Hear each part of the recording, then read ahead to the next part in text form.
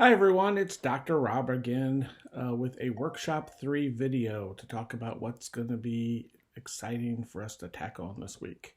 So in Workshop 3, we're going to look at areas of diversity, ethics, and the values of the profession, our client values, and our values as well.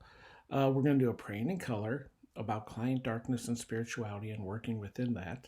We're going to do a discussion about a new case study into the welfare system. I'm going to ask you to write another case note based on case managed video number 3. And then you will be taking your first part of the National Child Traumatic Stress Network interactive presentation training. You'll be doing an introduction training. It only takes about an hour or two.